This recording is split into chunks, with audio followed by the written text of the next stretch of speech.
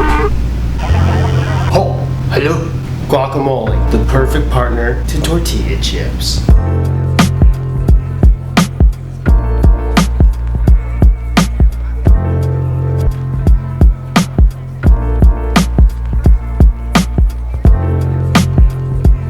Now, guacamole. Everybody loves guac, right? And I'm gonna be calling it guac for the rest of the video, so fight me if you're mad about it. Guac is a super popular side dish. Everyone's got their own version of it, but I'm convinced that this Panda Bear makes a pretty good one. It's a super simple and easy side dish, but it can be inconsistent because sometimes your avocados are different sizes, your onions, tomatoes, whatever it may be. The key to this is tasting the guac as you make it. And if you're a true Panda, you know I'm a huge advocate for tasting your dishes, but it is especially true with guac. Guac is a balance of flavors, and if you understand what the purpose is of each ingredient, it's going to be easier to pinpoint which ingredient you need to increase when you're making your guac. Right away, I'm going to say that this guac is a no cilantro guac. Feel free to add cilantro if that's your jam, but Tony's one of those very unfortunate people in this world where guac literally tastes like soap to her, so we're going to be leaving it out today. Here's how you think about guac. Your base, the avocado,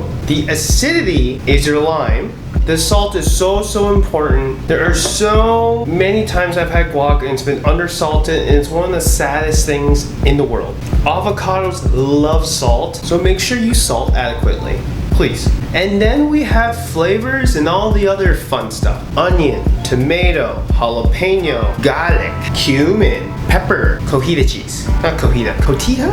Cotija cheese. A common mistake I see in guacs is the overabundance of lime. Remember, lime's purpose is not to just give flavor. It's actually meant for acidity. Acidity cuts through richness or fat, avocados. Too many people go overboard and then you end up getting a sour guac. I'm not about that life. So remember that when you use lime.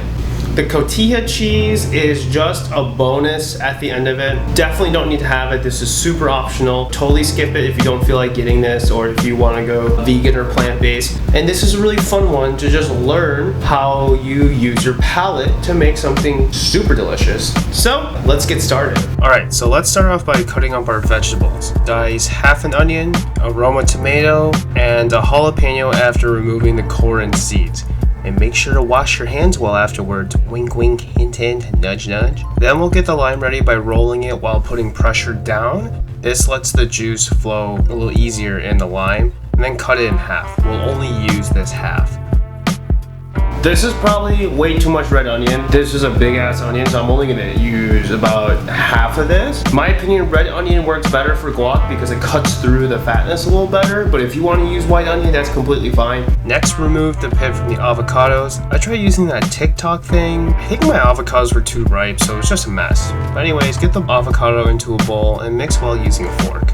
So now we're going to start adding in the other ingredients. I like stirring after each one because it's easier for me, but if you just want to dump it in all at once and stir it, you can definitely do that too. Put in the onion, tomato, jalapeno, crush the garlic straight in, squeeze in the limey lime, a couple sprinkles of cumin, and here comes the most important part, salt. I'm going to start with 2 pinches here as a base. Taste it. See how it is and add more salt if necessary. I'm adding another 2 pinches here. Let me teach you something about salt. Salt is a flavor enhancer. It brings out the flavor. So it should make things taste more like what they are. For example, it should make guac taste more like guac. If it tastes salty, that means you added too much salt. Salt is not a flavor. Salt brings out flavor. If I take this guac here and I put a little bit of salt on it, it didn't taste salty, it tasted very guac-like. So what that tells me is it needs a bit more salt. So I'm at about 5 pinches right now. So sorry about that bad camera angle, but once your guac is at a good spot, transfer it into a bowl, top with optional cotija cheese, and you are good to go.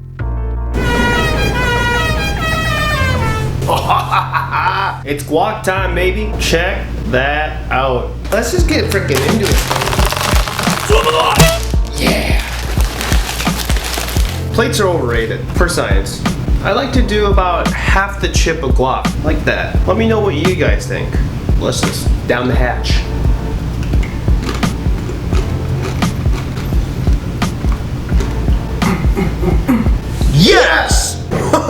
nailed it. Woo, boy. Oh, these chips are so good too. Okay, Trader Joe's, I see you. Ooh. So as you can see, it's not like a super smooth guac. Obviously, the avocados are gonna be pretty smooth, but I do like chunks of, you know, onion and tomato and like other stuff in there. I like to have a little texture with it. So,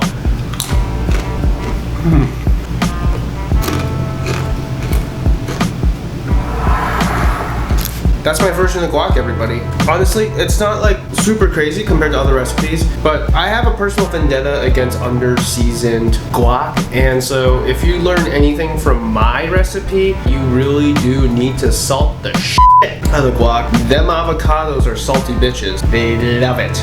It's summertime. Go out to your local farmer's market, grab all the ingredients. Everybody should know how to make a good guac. That's pretty much it for me. Thank you so much. Please like, comment, and subscribe. Join the Panda. I'm gonna keep saying that. I love it. Let me know what other recipes you'd like to see. I'll catch you next time. I don't have a napkin to throw at you.